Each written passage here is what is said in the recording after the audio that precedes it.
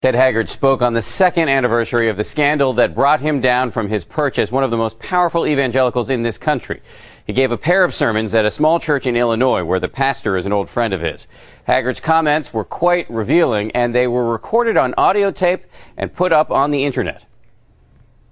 The first thing I want you to know is that I sinned. I really did sin. And I'm very, very sorry that I sinned. At the Open Bible Fellowship Church in Morrison, Illinois, Ted Haggard issued a series of apologies, including to the members of his former church in Colorado Springs and to his family.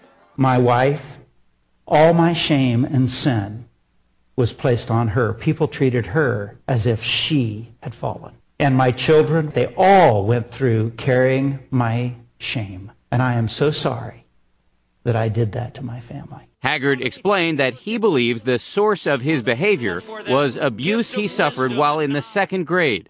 My dad was pretty successful. He had a lot of workers. One of those workers had a sexual experience with me. I was 7 years old.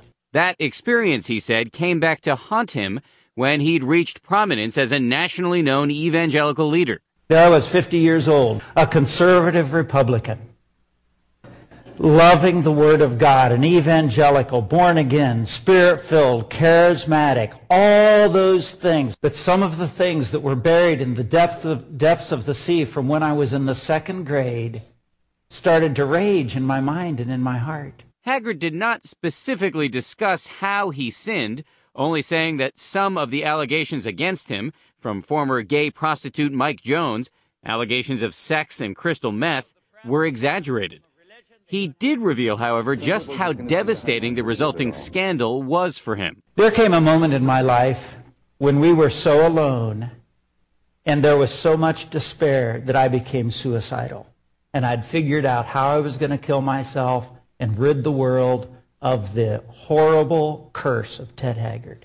But he said that now, with the help of God and of his wife, Gail, who stayed with him, he's being transformed. I'm a stronger Christian than I've ever been in my life.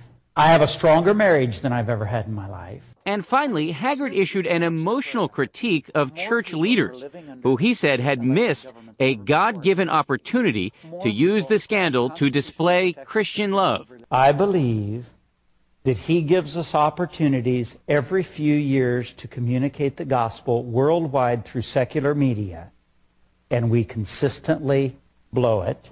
A congressperson in trouble, that's the time. A family member gets themselves in horrible trouble, that's the time.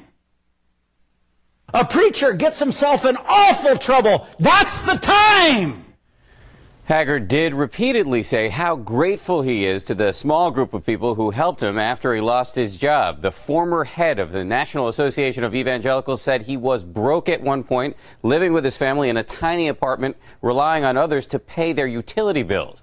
He said he's now started an insurance company and is starting to get back on his feet. And you can hear the entire sermons if you go to abcnews.com.